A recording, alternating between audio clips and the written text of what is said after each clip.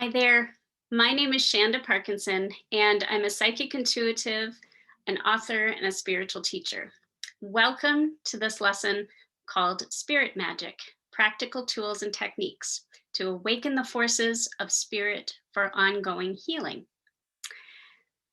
Let's begin by just talking a little bit about what this class is, this little lesson, and what to expect.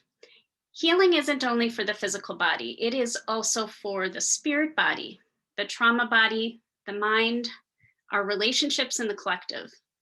Spirit can play a pivotal role in healing pathways when we make important adjustments here on the earth side of things to improve our connection with the spirit realm. We engage the intentions and support of that unknown realm into the healing processes of this realm. What about the term spirit? So we've heard the term many times on our own spiritual journey. So what exactly do I mean by that? It conjures certain things in our own minds. When I say spirit, I'm speaking of not only our loved ones who are crossed over or our spirit guides. I'm also speaking about spirit as the substance that holds the entire universe together. It's the invisible matter of the divine realms that we can have access to. It can encompass our loved ones crossed over, but it can also encompass any and all energies that are willing to work in a collaborative way on our behalf for healing. Some of those energies exist earth side, and some of those energies exist on the spirit side. And not to forget the super important point that we too are spirit. Spirit lives within us. We are spirit and we are human. The duality exists within us. So spirit is the energy of life force within us that connects us to everything. So during this lesson, we are going to learn how to best harness the healing capacities, both of the unknown spirit realm and our own spirits within and without. So let's begin by discussing a little bit about the different types of spirit energies. And let's begin by talking about the earth side spirit helpers. So every living thing has a spirit, and within that spirit lives an innate intelligence. A rock has an intelligence, a plant has innate intelligence, the tree has innate intelligence. When we tap into those energies, we are able to receive their wisdom in a collaborative space of mutual respect and care.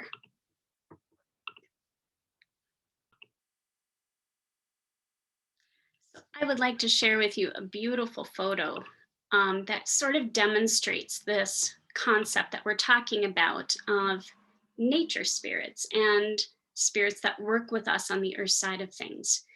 This realm is vast and extensive. It includes everything from nature deities to fairy folk to tree, plant, and root spirits. Nature spirits have a more intimate relationship with matter and form.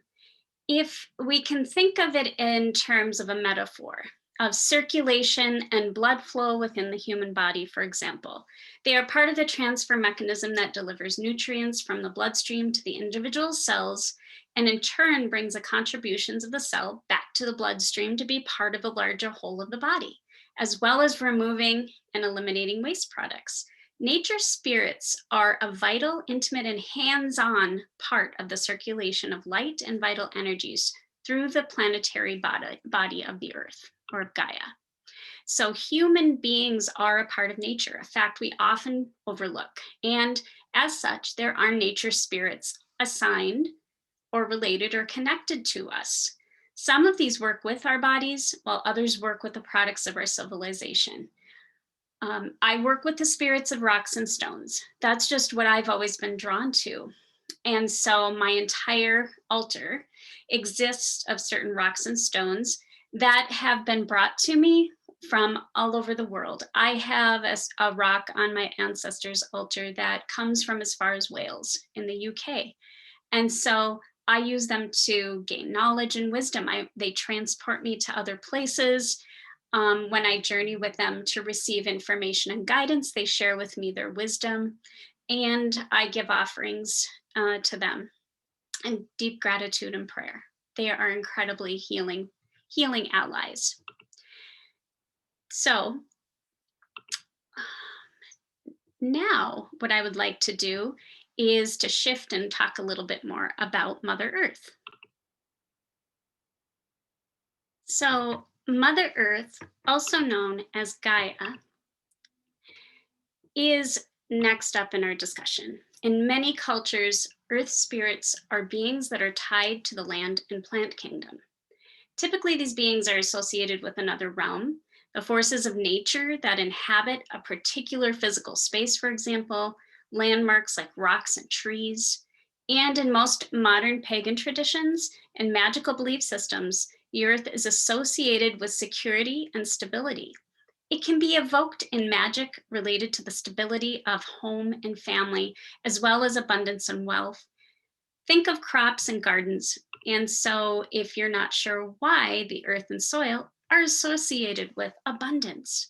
So, during ritual practice, earth is sometimes designated as a sacred space and is often marked out in a circle with salt. And so, on your magical altar, which we'll get to later in the creation of that, you may wish to use a bowl of clean soil, crystals, salt, seeds, or even a little animal statue that represents the element of the earth. When I was in North Dakota this past summer, I got the opportunity to visit my family's farmland. In my family, it still exists, but it nobody lives there because most of my ancestors that did occupy that land have since passed on, and so I get the fortune of holding a little container of soil on my altar, which is really special to me. And so there is also a belief that animal messengers we encounter in nature can help us on our life paths as well. And we're going to continue to talk about that and reveal how those particular beings work within the spectrum and within the scope of all of these things. These beings are crossing our paths at just the right time. And in that moment, there is the opportunity for us both to learn from one another.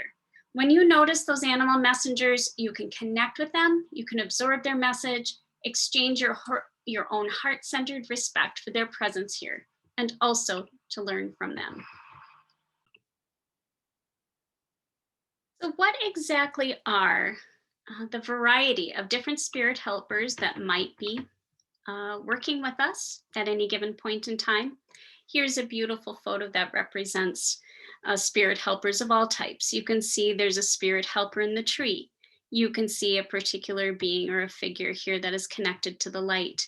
You can see an animal here, and down here, animals as well. We can see fairies and dragonflies, elven people, frogs or toads, and this beautiful earth maiden. And so spirit helpers are all around us. And no matter who you are or where you're from or what your life looks like, you have spirit helpers who are willing to work with you. It is possible to create a beautiful reciprocal relationship with them. This relationship feeds them and it nourishes us, in turn creating a beautiful healing loop. Some spirit guides have been with you for your entire life, even since before you were born. Others came in as your team as you needed them at different times in your life, and you can use your free will to request more spirit guides still. So let's talk a little bit about what your particular spirit team might consist of. So number one is archangels. Archangels are the leaders in the angel world, and they have a very powerful, very large energy signature.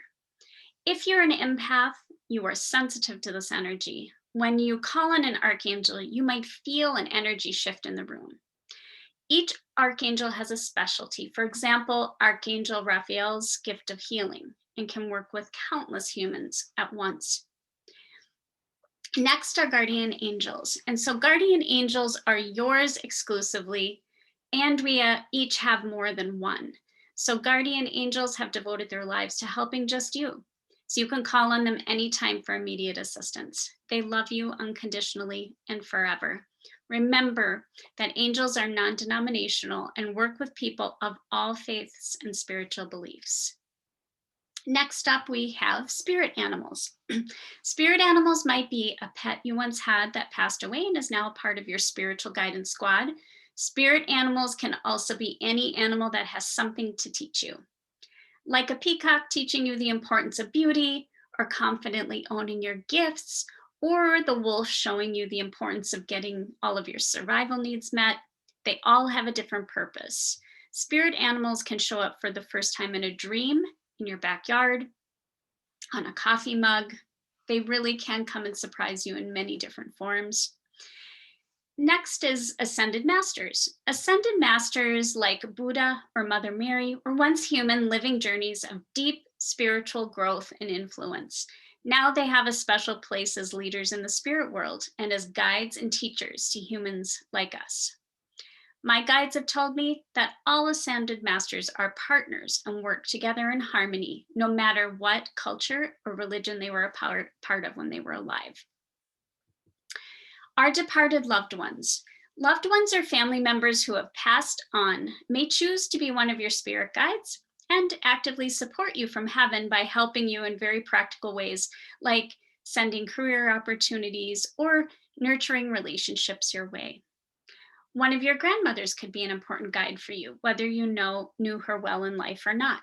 I have a beautiful photo on my altar that is of 4 generations of my family on my mother's side: my great grandmother Mabel, my grandmother Bernice, my mother, and me. And unfortunately, my great grandmother Mabel and my grandmother Bernice are no longer alive, but I definitely do feel their guiding presence in my own life, and I call upon them on a fairly regular basis. So in fact, any human who has passed on might become a guardian of some kind for you.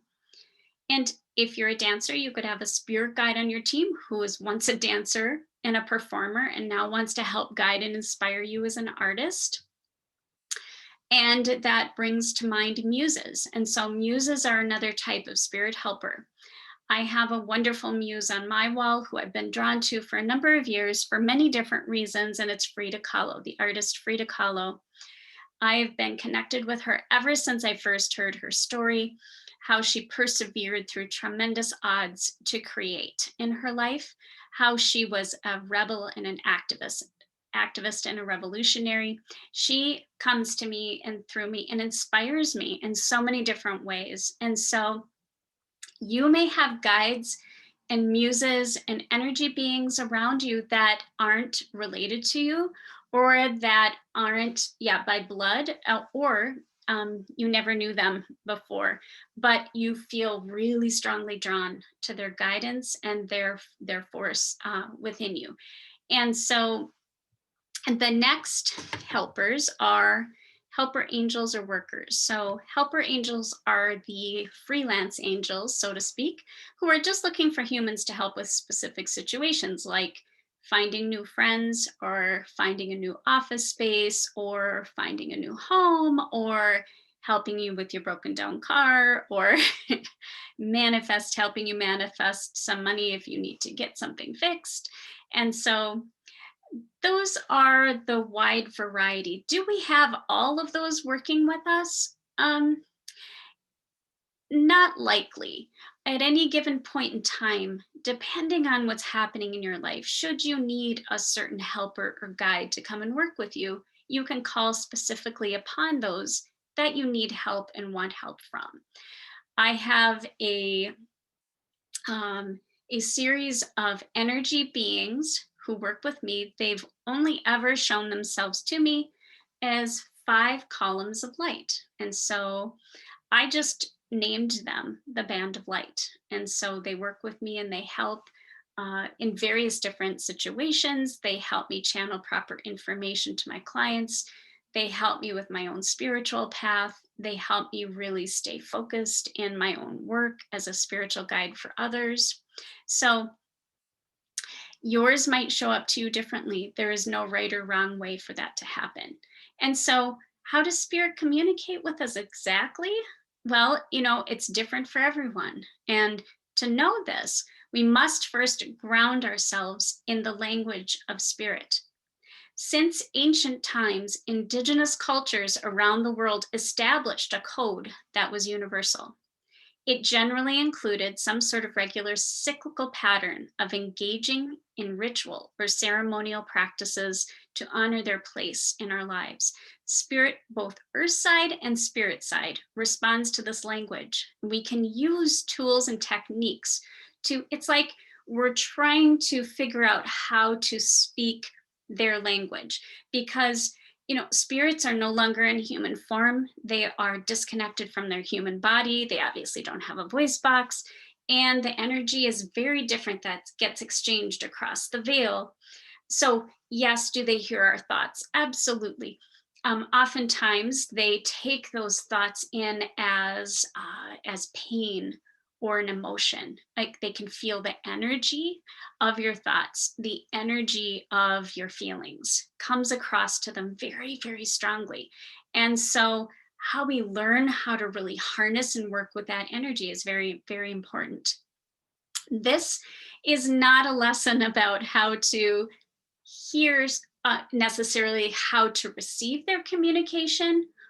That we can cover on another time. This is really about this video lesson is about how to actually learn about and use the right tools and techniques for you so that you feel like you can engage in a reciprocal relationship with spirit. So what does this mean exactly, creating a reciprocal relationship with spirit? Well, I actually unfortunately feel that in this day and age, and in the spiritual realm and modern spiritual practices, it has become very common and very popular, if not quite trendy, to go to spirit for all of your needs, wants, wishes, and desires. I think films like The Secret and concepts such as the law of attraction have given us sometimes without really understanding the full scope of those concepts, have given us, unfortunately, a half truth, which is that we can go to spirit anytime we need anything and that they will just always be there for us. And while there is certainly a snag of that concept that is true, part of that is also a fallacy because it kind of cuts short the experience of a reciprocal relationship with spirit, which is really important. So, in other words, we are giving back in equal parts as we are asking. And so, what exactly are we giving to spirit? Well, we are giving of our hearts, we are giving of our time, we are giving of our thoughts in gratitude, we're giving of offerings, we are giving of our time in doing our own ancestral research. We are giving of ourselves in meditation or journeying to join with them and to meet up with them and to understand who they are. We are giving back to this planet. We are giving back to the earth. We are doing good to help build this reciprocal relationship. Throughout the rest of this lesson, we are going to be learning about the ways in which that you can build a reciprocal relationship with spirit to begin to establish a clear line of communication, again, using the tools and techniques that are spirit's language to establish this loop that feeds us both and feeds you both. And so when you put your intentions in and when you're asking spirit for help and support and guidance, you're also coming with love, gratitude, offerings, prayers, song. And so I want to just begin by very methodically going through some processes, techniques, and things that you may use. Now, no, there is no one size fits all to this process. I am giving you a structured series of things that you can play with, that you can try out, that you can experiment with, and then ultimately you can decide for yourself what is going to really legitimately work well for you, what you feel called to. And so that's the next part of our lesson here. So before we get into the how-tos of building your reciprocal spirit relationship, I just wanted to also add in kind of a critical piece, which is how do we know exactly that spirit is responding or and receiving our gratitude? How do we know that? I'm all about the tangible, whatever I can taste, touch, feel, receive, in the form of some type of quote unquote proof or evidence that this is actually working. Okay, so spirits will often enter your life by and confirm your participation with them and your collaboration with them by offering you and sending you signs, messages, synchronicities, symbols, deja vu, if you've experienced all of those kinds of things, that's one way that spirit can actually reciprocate and let us know that it's working, it's working, it's working. You're on the right track. So spirit guides can communicate to you through repetitive numbers. Have you ever seen a number series such as 1111 or 33 or 222? You might have a lucky number that keeps showing up to you. And so it could be simple as you're going in for a job interview and you see your lucky number on the door, on the address. Spirit guides could talk to you by sending you musical messages as well, which is one way that they really like to play with this, like a song that inspires us. That we can play on the radio, and you get in the car after a rough day, and all of a sudden the song is playing, and it seems to have a message that is speaking directly to you. They love to talk through dreams as well, and they love to give you messages in that way. It's quiet. Your mind is typically pretty open, and so how to handle certain situations or to help guide you through a process can appear in dreams. Spirit guides even send helpful people and opportunities your way in your waking life. And so that's another form of communication. That's another form of accessing the language of spirit. And so it is not necessary to establish a direct method of communication. And I spoke about this earlier. I want to circle back to it really briefly. It is not necessary to establish a communication stream to receive healing blessings from the spirit realm. So what I mean is, if you're someone who has tried to connect with spirit, has tried to receive messages, doesn't feel like you're kind of getting a direct link in that particular way where you're like receiving specific things from spirit, like in the form of messages, it's okay. You absolutely do not need it. I'm offering it as an example because things may start to shift and show up in really unique and unusual ways. And I just want you to be prepared for that. I mean, it's just really good to be prepared for what might show up across your path that could be really delightful and surprising and fun. It's really fun and exciting to receive those things, but it's not necessary. The work of spirit happens with or without you receiving anything from them that is a clear form of a message. So this lesson continues to be about the structure, the form, and the techniques for maintaining a powerful connection, keeping that connection open and vibrant. So when I first began building my own relationship with spirit, I did not know what I was doing. I'm going to be totally frank. It was a few years ago. And I started by taking a giant leap into Celtic shamanism, which was eternally helpful. And it is still a practice that I incorporate and engage in today, aspects of it. After having several remarkable shifts in my own personal life, in particular in my relationships with my family, I began to understand there was only so much that I could do myself or control or manage here on the human side of things. I mean, I really, for the first time, got it. And I've been on a spiritual path since the late 90s.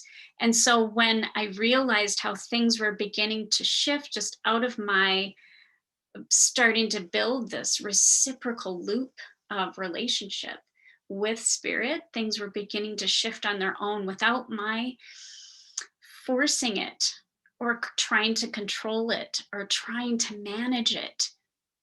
It was a really beautiful thing. It was a code I was beginning to establish with spirit It was a code. It wasn't like I was getting these brilliant downloads. It wasn't that I was getting these really brilliant and aha moments. It was actually happening in real time, where things were beginning to shift in my communication patterns with certain family members. The fracturing that I'd experienced in several of my close relationships started to turn. And it was startling. It was startling to the point where it was so shocking and alarming that it shocked me to the point where I think I froze and became paralyzed for a while until I realized what was going on. And I realized that I had to surrender into this process that was what I had been working on for almost an entire year of my daily rituals and monthly ceremonial practices were suddenly coming to fruition, and that spirit was actually helping from their side of things by shaking things up, by loosening the grip of pain and trauma around me, by helping heal the hurt that had happened and fracturing my relationships. I couldn't deny that it was happening. It was happening in really big and really unexpected ways. And so I couldn't say that there was anything else because I wasn't responsible. These things were coming at me. And all I could pinpoint that I had been doing differently was that I was actually building this deep, deep spiritual practice that I was engaging with on a regular basis. So ideas for healing my physical body began pouring into me. I've been dealing with chronic pain for the past 10 years. All of a sudden, ideas for how to deal with that were coming to me, and they were effective. Things that I'd never tried were suddenly working.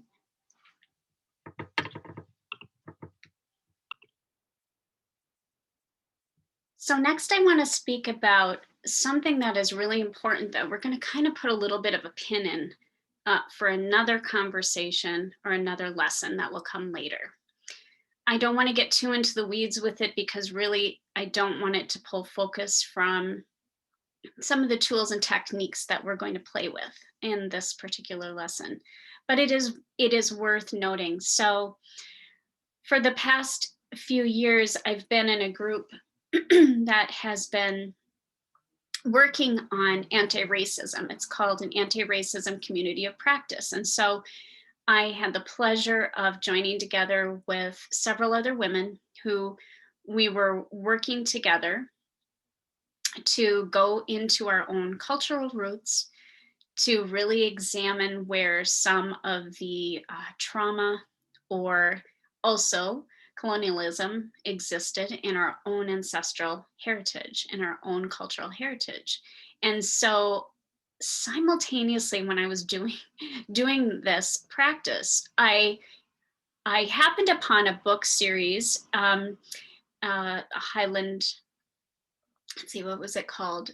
Highland, um, gosh, I can't remember the name of the book series, but anyway, the main character in the book series name was Ceridwen, Cerridwen. Now, unbeknownst to me, Ceridwen is actually a Welsh goddess. And so I've been reading this book series. We're working in our anti-racism group. We're being encouraged to go back to our cultural heritage, find out where colonialism began in our own roots. What were our people a part of? How did they participate in that? Very, very important work to really ground ourselves in our own history.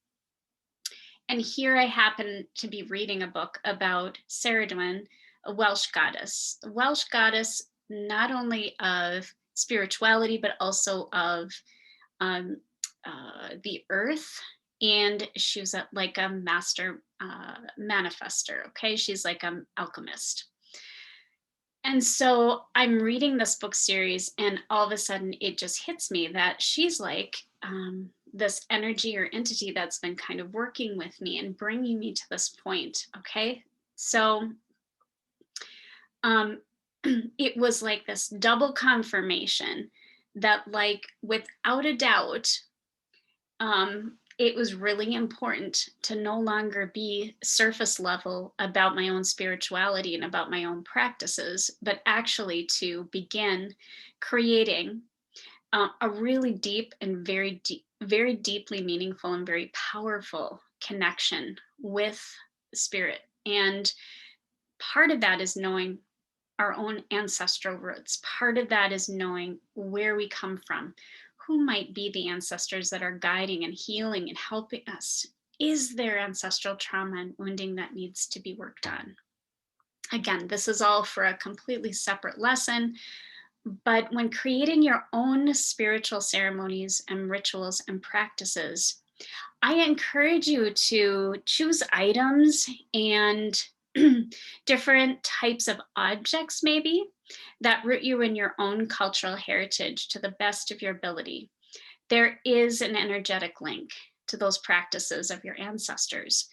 And there is a tremendous healing and transformative effect on your entire family line as a result. So let's get started with building your relationship with spirit. So I'm going to begin by discussing what I mean by ritual ceremony. So ritual ceremony is something that has been utilized for thousands of years. Indigenous cultures from around the world have engaged in some type of ritualistic ceremony, something that they would do cyclical or with the changing of the seasons or with the changing of the moon cycles or with the changing of the tides of the ocean, depending on what part of the world. And so engaging in these ritual ceremonies kind of links us back with the energy of our ancestors, with the energy of this language that I spoke about earlier that we work with to connect us really deeply with spirit. And so one of the pieces of the language of spirit is established through ritual ceremony. For thousands of years, we've been using ritual ceremony to end cap and to help us to end cap seasons, to help with transitions through various different things, no matter what we're working on, if we're ending jobs or career paths, or we're becoming empty nesters, or to help celebrate the birth of a new baby. We have ritual ceremonies in our own culture here in the United States. You can even look and see all of the ritual ceremonies that we have going on around us with various different holidays, with various different things that we celebrate as a culture here in America. And it's pretty, so it's a common thing, but what we're talking about here is on a more sacred level. We're talking about the sacred ritual ceremony.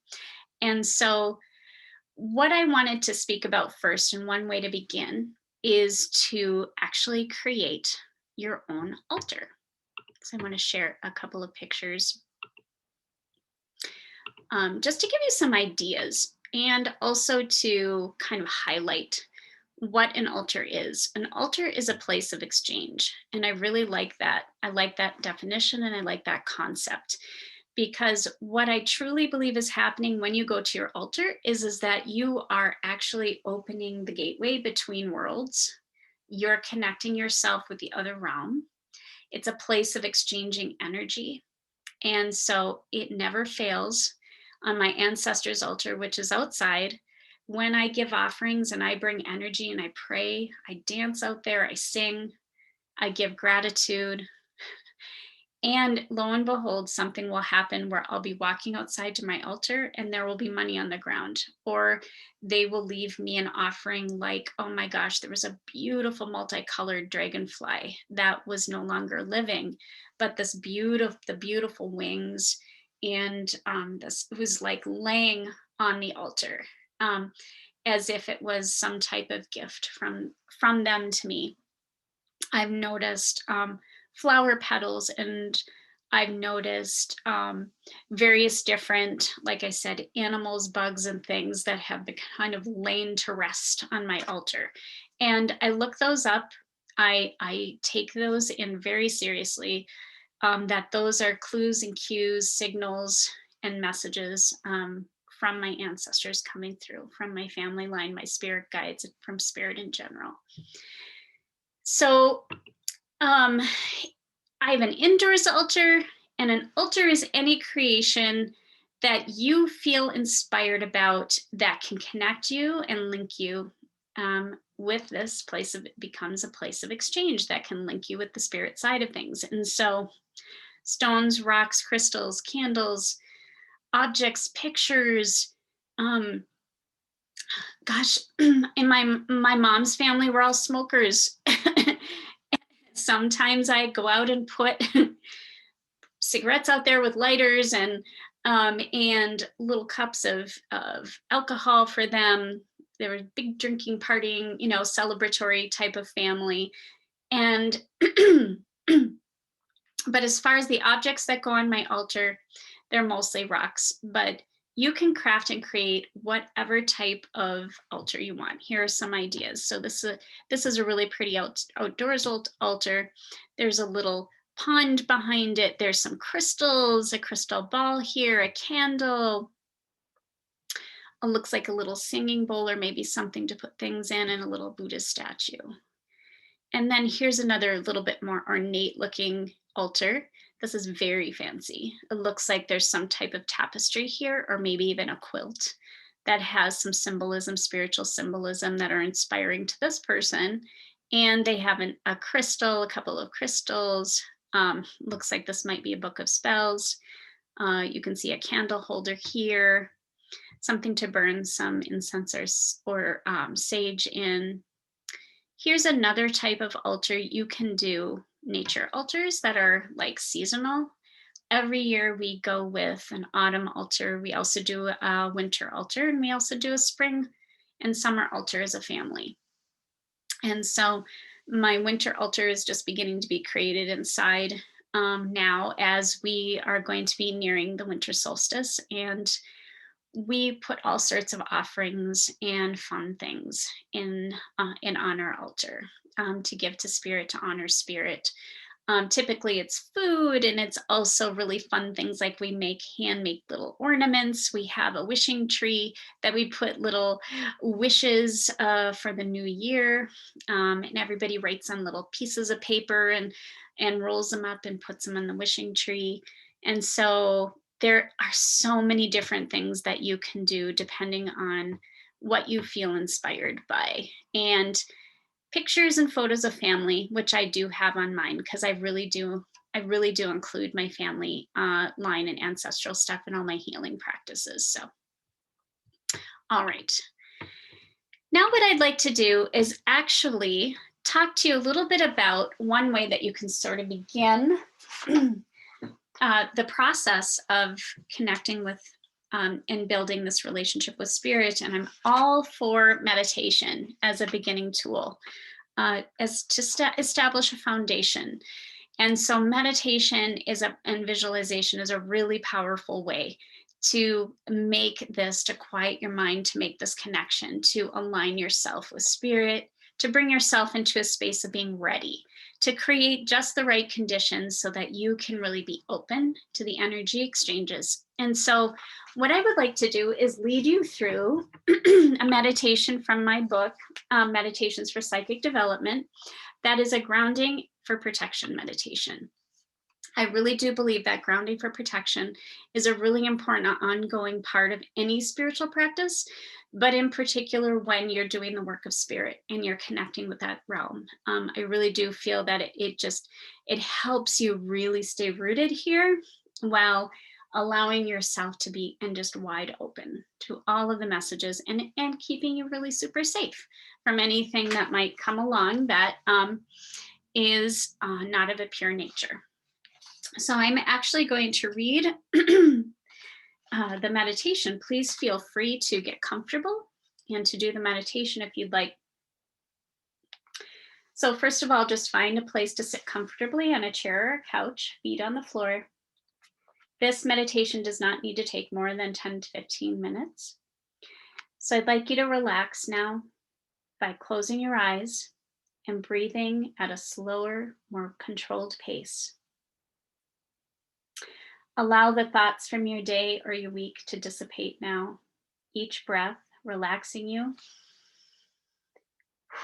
into a space of neutrality and deep calm.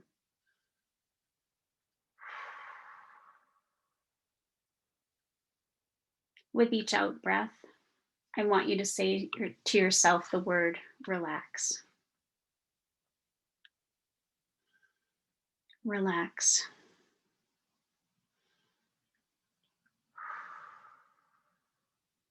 Each breath you take, you feel yourself now relaxing even deeper. Now, with each out breath, I'd like you to say to yourself the word release. Release. With the power of intention, you release whatever no longer serves you. Thoughts, emotional energy, fears, physical aches and pains. On the out breath, say to yourself, I now release what no longer serves me and my highest good. Release. Imagine next that you have a golden cord of light attached to each of the bottoms of your feet. These golden cords stretch all the way down to the center of the earth. Feel, sense, or see the cords in your mind's eye as they travel further down, disappearing from sight. Feel the earth's energy rushing back up the cords to the bottoms of your feet. The energies you released now are restored. Begin to notice a bright pool of light as it forms underneath the soles of your feet. Permit the energy to come up through the layers of the earth, up through your feet, into your body, going to each cell, tissue, limb, and organ. Feel the renewal, cleansing, and healing energy permeate your entire body. Repeat your breathing cycle. Release. Release. Continue to release on your out breath whatever you no longer want or need. Continue on for several minutes with the rotation of breathing and releasing. Bring white, cleansing, and healing light up through your body from the earth's core for as long as you wish.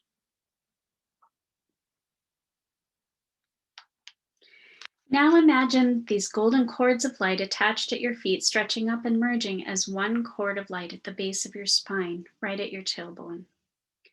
The golden cord stretches up now through your spine, moving out the top of your head at your crown chakra, extending up into space, connecting you with the divine. You are now an open channel for healing, insight, guidance, and presence. Center your mind now and calm the dull hum of thoughts you brought with you from your day. Pull your focus from the healing light to a center point in your mind. Find just the right place between your eyebrows, where your third eye is located. Now travel back a bit farther from that point into your mind and imagine that you are standing in the white room of your mind. There is nothing else in this room with you. You look around and notice an entrance door on one side of the room and an exit door on the other directly opposite. Now imagine your thoughts are entering the room and exiting at their own will. Notice the frequency of the activity coming in and going out of the room. Pay attention to the characteristics or qualities of the thoughts entering and exiting the room. Do some linger longer than others? How do they treat you? How do they relate to you? How does it feel to relate to them?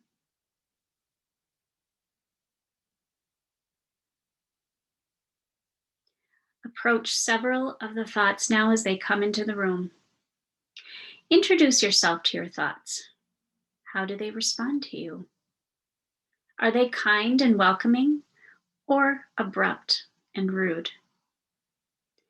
Get to know the personalities of the stream of thoughts going through the room of your mind. Be aware of how it feels to get acquainted with your thinking mind. Invite all the thoughts to exit the room now completely, Now close both the entrance and exit doors. You are now completely alone in the white room of your mind. There are no more thoughts moving into the room or out of it. Feel the good feelings of being in this room where there is absolutely nothing tugging at you for your attention. Crack open the entrance door and only let the most cooperative, helpful thoughts in, dismissing the rest. Now, open your heart. Imagine ocean waves of light coming into you from behind you, moving out the front of your body into space. Repeat this several times, breathing and releasing any discomfort in your mind or body. Any residual tightness or constriction in your chest is instantly alleviated as you feel a deeper sense of peace and calm. Feel the good sense surfacing that all is well. You're relaxing more now into the present moment. Your love and compassion stretch out into the world wherever they need to go. Follow the waves with your inner vision as far as you are able. Continue to allow the waves to stretch out even farther. Notice how wonderful it feels to move into this moment with an open heart. It's time now to surround yourself with protection. Imagine a large bubble of light surrounding your entire body and etheric field. That bubble may be colorful, white, pink, blue, gold, or some other color that calls to you. Feel into the safety of this moment.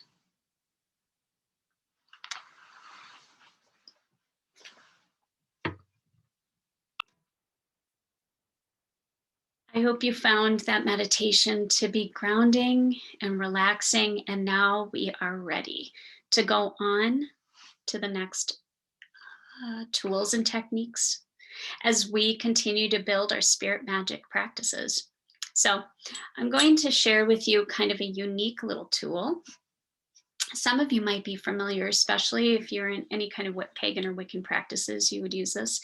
To clarify, I don't consider myself either pagan or Wiccan. I actually don't consider myself to be a member of any type of religion or philosophy necessarily, but I use a combination of all sorts of things. There's a little paganism, a little Wiccan, a little Celtic shamanism, a little New Age spiritual, some Christian things as well come into my practices. I've got all sorts of interesting things that I've kind of collected over time that feel really, really important and speak to me. And so you will do this too. You will hear about certain things and you will choose to add them to your practices, or something else will work for you better. This is most popularly known as a cauldron. Okay, and so of course that invokes images of the old crone or the hag or the witch over her stone pot. But the cauldron really is a vessel of intention.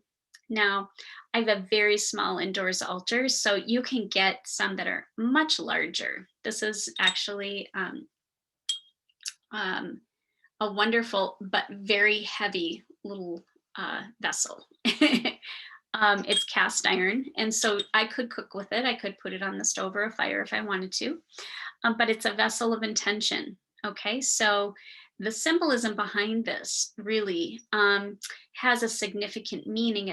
It behaves like a cup or a container for the intentions that we're putting out into the universe. So what we put in it is filled with intention and meaning, and then the energy is held here for what we're working on. Okay, so for a period of time, for example, when I went to my family land in North Dakota, as I mentioned earlier, I had some dirt from my family land kind of holding that energy of the family, my ancestors, and what came before. Okay, so it was very, very symbolic. And so I knew that I was going to be working on some ancestral healing. And so I brought that dirt back and I put a handful of it in my cauldron. So for a period of time, all my intentions and my spiritual practices were around my family and healing. And so that is just a way that we can utilize this little tool. Okay, so What's really fun is also is that we can add a variety of different things into this pot. So like, let's say, for example, you're an avid gardener, you're working on your gardens, go ahead and put some seeds in here. So you can sort of send this note out to the universe and to spirit that, hey, I would love an abundant garden this year. I'm working on my garden. I'm going to put the seeds in my cauldron. You can pick some of the buds or things that are growing, the leaves of things, drop them in here and say a little prayer into your cauldron. Boom, you've now created one little ritual, one little ceremonial ritual aspect of your practice. Another really popular way of using our cauldrons is to actually do some type of herbal little bath. So you can put a little bit of water in your cauldron or a little bit of vodka, and then you can choose from a variety of different herbs that can help you invoke spirit. So I'm going to share with you a little kind of a brief list so that you can kind of get an idea what on earth I'm talking about. Again, so what we're speaking about with herbs is because they come from the ground, they come from the earth, they are and were living beings. They carry energy, they carry intelligence. Remember when I was talking about that earlier, they have an innate intelligence. They carry a certain amount of symbolic meaning over time, okay? So I have actually collected here for your benefit sort of a kind of a brief list of some of the most commonly used herbs. So let's just talk about them a little bit. So first of all, we have alder for divination. Okay, we have ash that can help induce prophetic dreams, especially when you put it under your pillow. So you can get a little cloth bag. You can get a little cloth bag or just a baggie is fine too. But to put the herbs under your pillow just allows you to work on the intention of that at night. It's a very traditional, very classic method of connecting with the energy of the herbs and allowing them to help you. I don't sleep with them in my bed, but I definitely do put them in my cauldron, and I definitely do put them in my pipe for smoke clearing. And so we'll get to that in a little bit as well. Believe it or not, things that you have in your cupboard are also extremely effective. Bay leaves can be used for divination and prophetic dreaming. Cinnamon sticks, cinnamon powder, whatever form of cinnamon you want to use can be added to sachets used as incense, for example. Oh, it smells lovely when you use a cinnamon stick as incense, even if you just burn it for a little bit. Or my favorite thing is to do a simmer pot, especially this time of year. I've got cloves, apples, cinnamon, I've got some cardamom in there, and I'm some water, and it's just creating this beautiful scent into the atmosphere of my home. It's fabulous for creating a clean space, and it also humidifies the air, and it's very comforting and very nurturing. Anyway, that's just another idea of how to use herbs. Cypress aids in divination. And so divination is, of course, helping kind of spark our ability to connect with spirit, because what we would like to be able to do, of course, is feel and sense and kind of merge with spirit's energies. So all of these little practices, these really magical practices, are helping us towards that aim. Dandelion root, which you can also get in tea form. A lot of these you can get in tea form. So if you prefer to sit and meditate with a cup of tea, I drink tea every day. Some of my favorites are hibiscus. I have a tea that has lavender and jasmine in it, and it's really fun to sit and just kind of put my intentions into the cup of tea while it's steeping. You can make that a very meditative part of your practice. It's another really creative but very practical thing that you can do that's not super expensive and doesn't take a ton of time. Flax seeds, believe it or not, are extremely spiritual. You can also use them to sprinkle around an area like that you want to create some type of circle. If you're laying some tarot cards, you're trying to kind of get a sense of spirit's connection. I use tarot cards or oracle cards. Oftentimes I will also kind of set up a little ritual space. I'll put a little black salt or some flaxseed in a circle, and then I'll lay my cards down. It just creates a nice little container or safe space that can create this, again, this language, this method for reaching spirit. That's what ritual and ceremony does. It kind of sets up this rhythmic pattern that is very predictable, consistent. And so I would really encourage you to include herbs in your practices. This company is called Witch's Apothecary, and so you can get herbs online. I would, if I were you, do a little research into the companies that you purchase from, just to make sure that there are ethical practices going on, that they're sourcing plants in a sustainable way. So yeah, you can just take a little pinch of each of these based on what I'm working on and put it in my little cauldron or put it in some water. Also, every once in a while, I'll drop in some essential oil. So if you are an essential oils lover, you can also take out, like I have an essential oil called Joy. So I'll drop a couple drops in there and I'll let it sit on my altar, and intending to bring about a sense of harmony and ease and smoothness in my daily life. Here is some other really fun ones that I don't have, but that are really cool, and I would really like to add them to my apothecary kit. We have marshmallow root, we have mugwort, which I've heard is a great one to put in the little bag underneath your pillow for prophetic dreams, for astral projection as well. And nutmeg and rose are kind of surprising, but of course, oftentimes we have those around us. I think I have some dried flowers in my little apothecary kit here from this past summer that I collected. They're dried. At some point, I'm going to grind them up with my little mortar and pestle, and I'm going to use them in my cauldron as a gratitude offering of gratitude for all the blessings from this past year. Anise, oh, such an awesome smell. Anise, star anise. It looks like a little star, and you can even soak that in a pot of water on the stove, and it'll just release this yummy smell into your home. And so I'm also, like, a fan of using things that smell really good and engage the senses, because engaging the senses really helps us to open our own sixth sense. And also, it's, again, another signal, another language, another communication stream that we can send out to spirit. Okay, so that's the herbal list. So next, what I would like to talk about is smoke clearing, and to actually show you some tools and to kind of go through the process of how to properly do that. So first things first, before I actually show you tools for smoke clearing, I would actually like to speak briefly about something that's really important, and that is discussing cultural appropriation.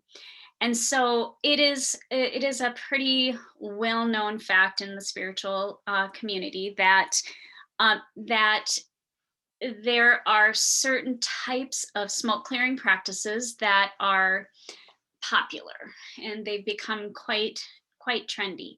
And they've also been borrowed from cultural traditions that don't belong to us, such as Native Americans and other indigenous cultures around the world, Mayan and Aztec cultures. And so it is really important that, if you can, do some study into your ancestry and your cultural heritage and find out what the words were, because, believe it or not, most of our ancestors at some point, if we go far enough back, use some type of smoke cleansing. Were they doing it to conjure spirits or clear spaces? Not always. Sometimes they were doing it to clean the air, because it was often known as a way to actually really quickly, like, eliminate viruses and bacteria and harmful things in the air. And so those types of practices spread all over the world. And they have been with us for, a very, very long time. So it's hard to know exactly the origins. But it also is very important that we use appropriate language and that we do it in a way that is respectful. So I have I have a pipe. I was able to do some research into my Welsh ancestry and kind of going back to pagan and Druid times in Wales. And the process of smoke clearing was called seining, Saining. So when I do my own smoke clearing, I'm doing a process that's called seining. And so what can we even safely burn? Let's talk about that next. What on earth are we even talking about here? Well, you can use, you can buy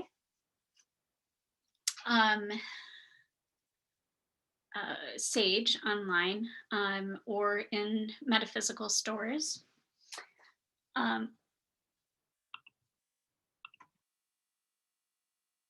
If you do buy sage, I would really encourage that you avoid purchasing white sage, as it's commonly not very ethically grown and it's not sustainably grown. And so, like, I purchased black sage through a local co-op here. It was in a little bundle.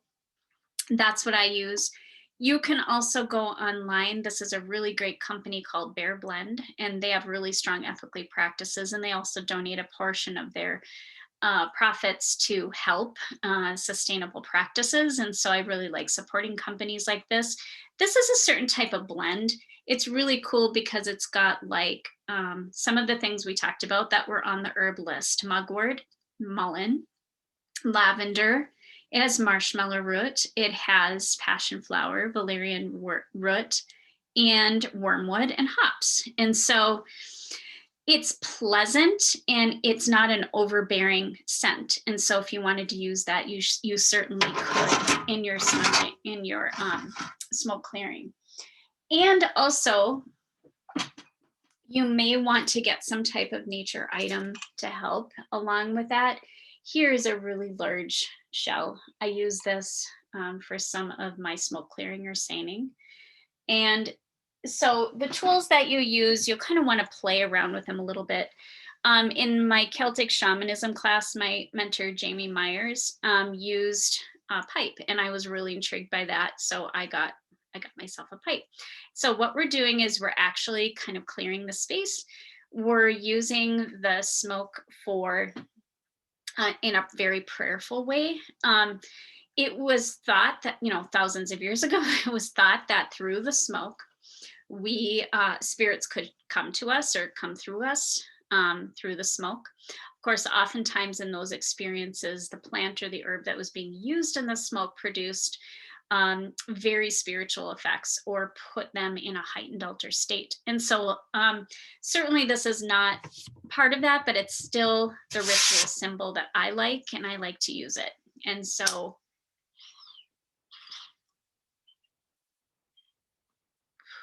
I just get a little bit of a smoke going, and I do a prayer, a simple prayer to the directions. I thank the beautiful plant that is that I'm using for this particular process for the smoke clearing. I just say a little gratitude and a little thank you for providing this opportunity for me to clear my space.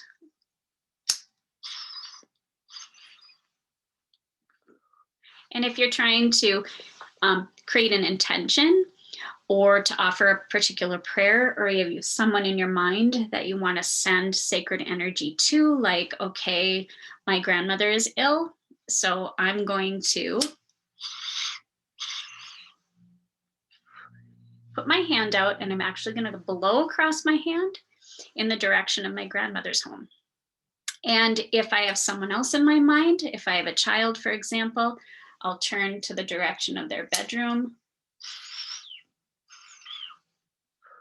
and I'll blow some clearing sacred energy, smoke energy in their direction to help clear them. So I'm not inhaling the smoke. I'm just putting it in my mouth enough to gather, and then I'm blowing it out in the direction of the intention. You can use the smoke to in your prayers to the directions, as I said, or to the elements. You can pray to the stars. You can pray to the moon, the sun, the constellations. You can pray to whatever gods or goddesses you love to connect with. You can pray to whatever spirits you want to connect with.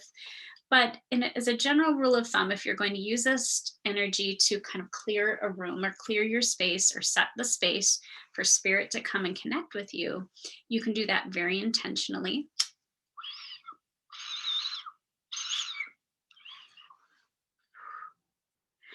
I clear my computer.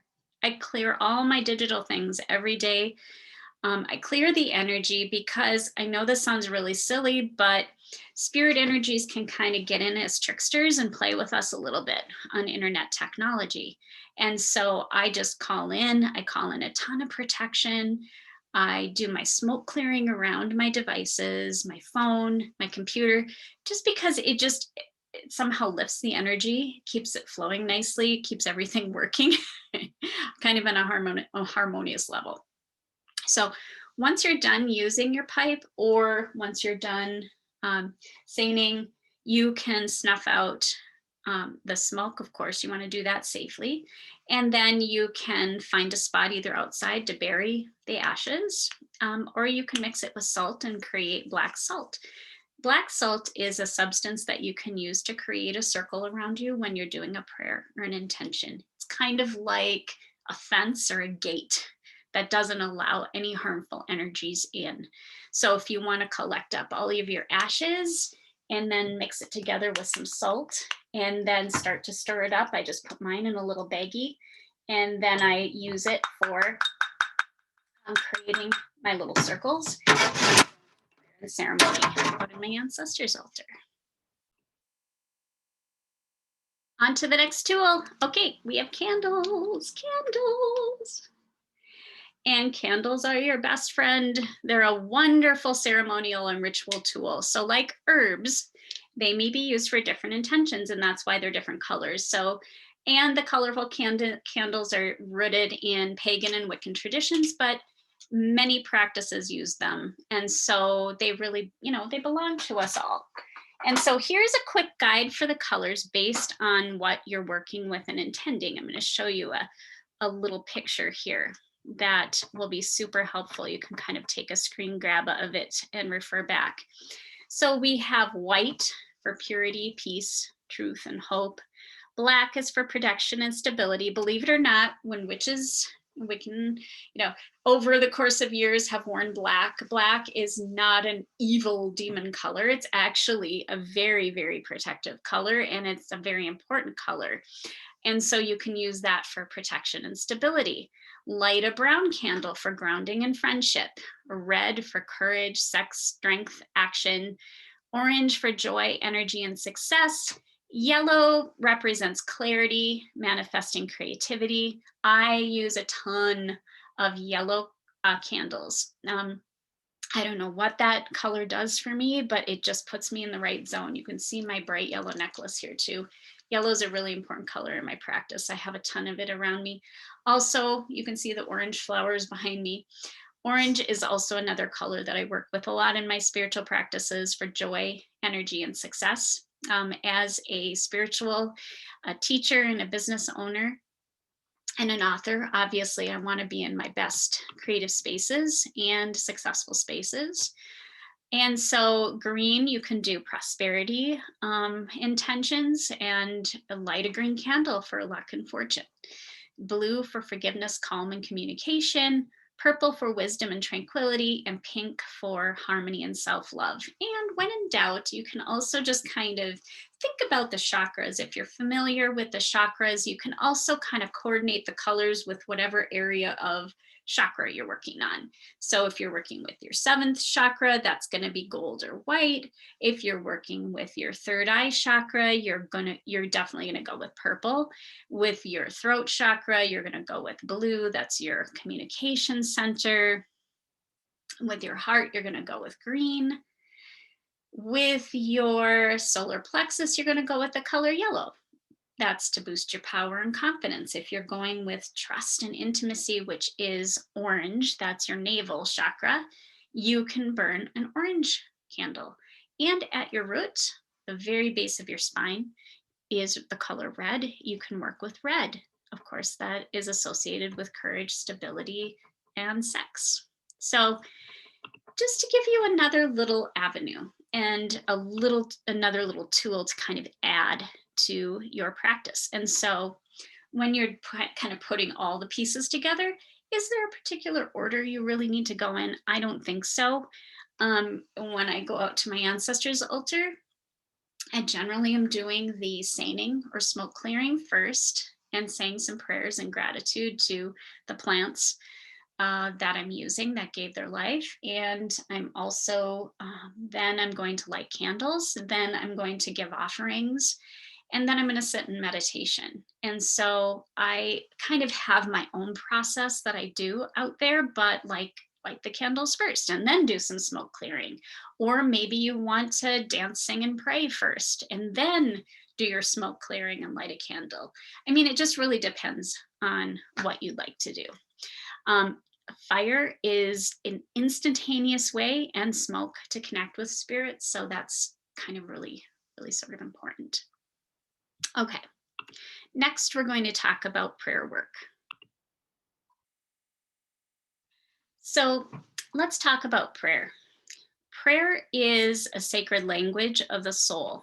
And so a lot of us were taught growing up, and that prayer was a very structured thing that we did in a lot of us, at the dinner table and at night before we went to bed and at church on Sundays. And I don't think I really got it back then. Really, honestly, I thought that it was just a way that we were constantly trying to ask for things. And it always seemed very one-sided. But, at the same time, it was always a very thoughtful, very meaningful, very sacred space that we were entering into. And that sacredness is definitely what prayer captures. And so when we are meeting soul to soul, when we are connecting in that soul language, since for eons, since the beginning of time, we've found ourselves in those sacred spaces, connecting through thoughts and through some type of devoted worship, I guess. We have included and incorporated words of some kind, or thoughts of some kind, or blessings of some kind. And so whatever it is for you that works for you is wonderful. But it's heart-centered. And when it's in that space, it can be anything: a family prayer, a poem, a mantra, a saying. Sufi poets are some of my favorites. I love Hafez. Songs, you can incorporate songs as well. It's one additional little aspect of your spirit magic practice that brings a tremendous amount of meaning. And so put some thought into what you want this to be.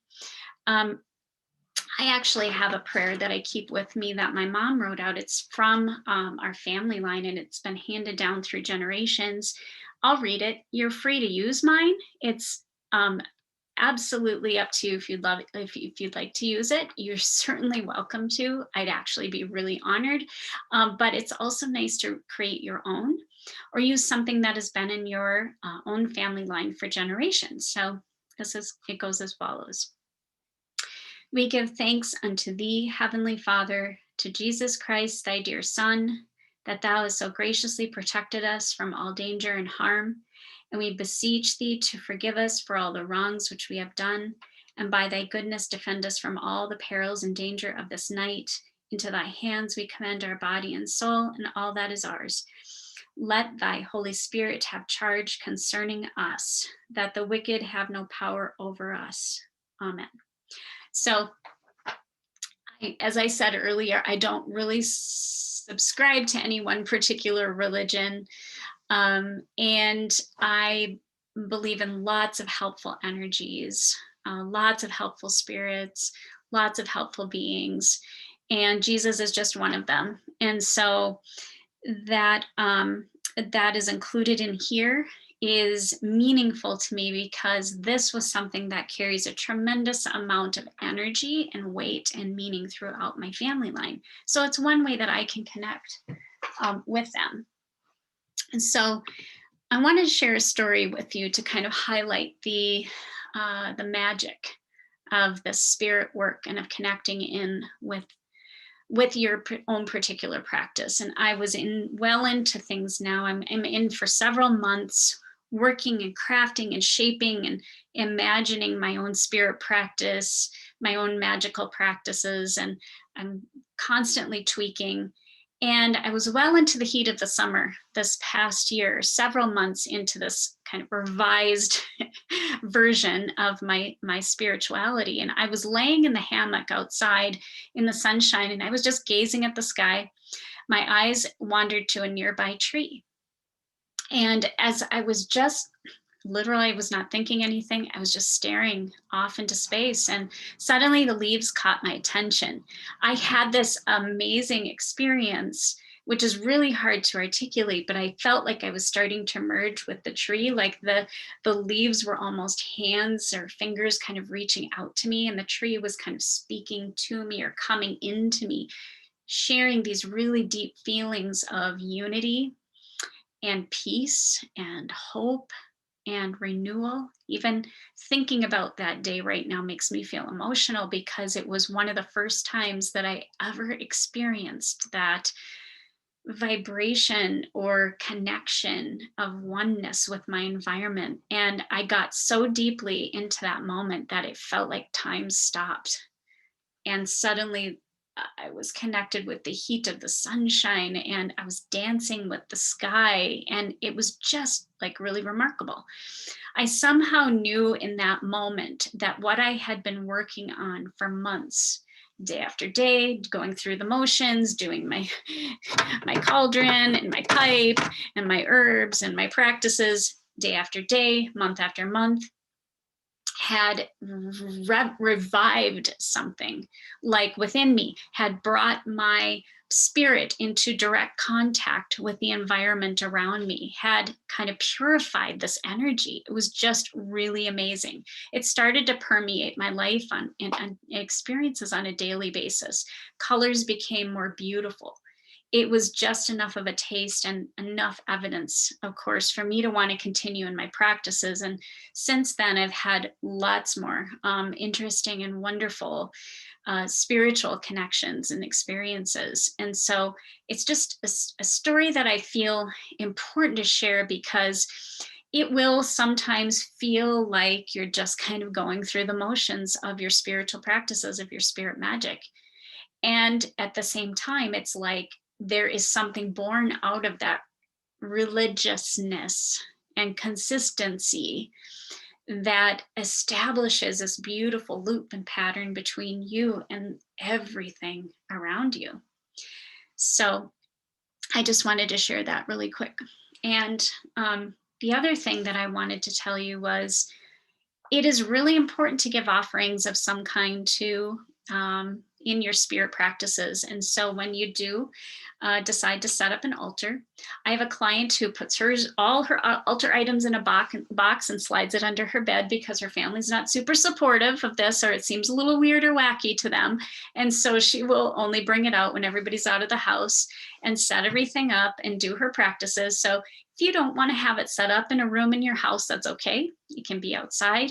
It could be a little corner in your garden. It can be a little corner in your yard where you have a little chair and just sit down with intention and gaze at a plant or a tree. I mean, it can be a number of different ways. It doesn't have to be a fancy thing, but if it inspires you, it warms your heart, it gives you joy, go for it. We want to give offerings. Now, offerings are generally known as the food of spirit. Okay, so like I said earlier, cigarettes. Are spirit really going to smoke the cigarettes? No, of course they're not. And they're not going to drink the alcohol that I leave out there for them. They're not going to drink the milk that I leave out there, or the bread, or the treats that I bake. But I leave those things because what they do eat is the spirit of those items, okay? The spirit of what is in those things that brings them so much joy. They absorb it, they absorb all of it. And so it seems odd at times to walk outside with a plate full of food at Thanksgiving and put it on my ancestors' altar. Of course, the critters are going to get all the food, but it's a way for me to honor them and give them something that is in just deep heart-centered gratitude. And so, of course, it's fuel for them. It exchanges heart-centered joy, soul-connected energy. So we love to be nourished. We love to engage in our comfort foods and drinks, and it's incredibly gratifying. That is exactly the same with spirit, although, of course, they're not going to actually consume those things, but they are consuming the energy. And so put offerings out to spirit as often as you wish. Some of the best types of offerings, again, are think about what your family loved, your family line from all the way to the beginning. Putting some grains of wheat because some of my family were wheat farmers. You know, that could be a really meaningful exchange. You can put some thought into it, but don't overthink it. You know, don't overthink it. If all you've got, I mean, I grew herbs in my garden. I'd cut fresh herbs and take some things from my garden, some peas or beans or peppers, and I'd put them on my spirit ancestors' altar. So it's okay. And I just wanted to assert that you can leave it out there for as long as you wish, a day, an evening, a few hours. They'll get the energy of that. It will linger around your altar. So it's also really valuable to keep some type of written log of what you're experiencing, because it can be really easy in the cluster of your daily monotonous life to kind of lose track of what's happening. What you're noticing is shifting around you, what's shaking down in your relationships, in your mind, your heart, your soul, in society, in the world. As this isn't just about your own path, it's also what you're putting out that is going to permeate, like paying it forward, like a ripple effect going out to your neighborhood, to your community. So practices like this serve us. They serve us incredibly well. They build this loop and this beautiful relationship, but they also permeate our entire neighborhood and community. And so as you embark on these spiritual practices, you can also make requests, put in your journal things that you want to have healed. Maybe you have a neighbor that's under the weather. Maybe somebody has COVID. Maybe there's somebody who's going through a really difficult relationship situation. You can put those things in your journal as well and take them to your altar. It doesn't just have to be what you're going through. It can also be what your family, friends, and community is also experiencing. You can bring it all, and you can put those requests down in something that you can bring out or take to your altar. You can lay it on your altar. It has everything in it.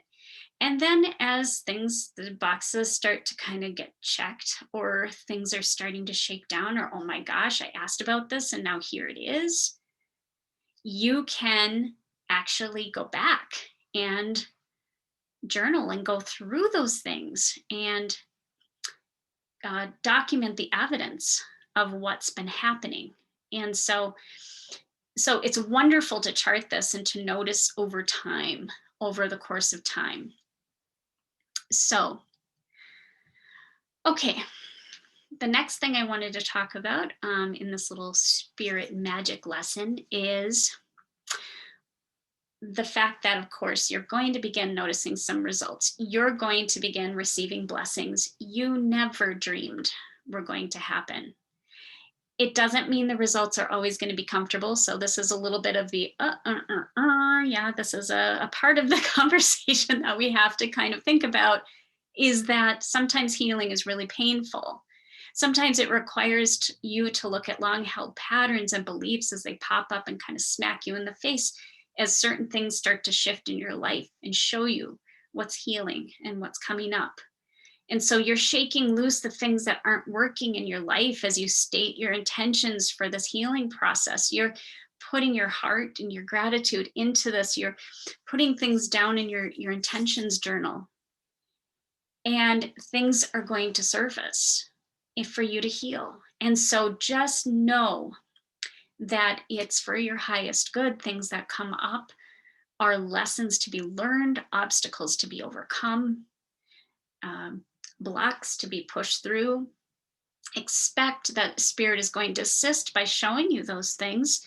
Then they're also going to work their best to move mountains for you so that you can have what you're intending, which is a healed path. We are all on this healing journey. And so when we're born, we begin healing until the day we leave this planet and beyond. It's part of our natural evolution as spirits. And so you're on this beautiful healing journey. It's a constant, it's a process. It just may not look the way you thought every time. Sometimes they're going to be really amazing and magical and really surprising, and like my family relationships that I now have with people I didn't think I was going to ever be able to talk to again. It's happening. And I have to let go. I have to let go of my previously held thoughts. I have to be willing to forgive. I have to be willing to open my heart now. That isn't what I signed up for initially when those relationships started to go and divide and divide and divide and fracture and divide and fracture. And so this is likely a thing that at times you're going to be experiencing some really uncomfortable things, and keep your heart and your mind open. And please reach out to me. I will help you through it because I've been there. And so having to let go and having to trust and having to have faith is the critical component of this whole process. Having faith in the journey and in the inevitable results that you're going to be experiencing through this process. But sometimes there's a little bit of some growing pains that are also involved in this process. So I want to thank you for being a part of this beautiful, beautiful journey together. I hope that you found tremendous value in some of the things that we discussed in this little lesson today. This is awakening the forces of spirit for ongoing healing in your life. Practical tools and techniques. I'm calling it spirit magic. And so I would love to hear from you. Reach out to me anytime you want to sit together by phone in some type of mentoring. That's always open to you. And or drop a note to me and let me know how your practices are going.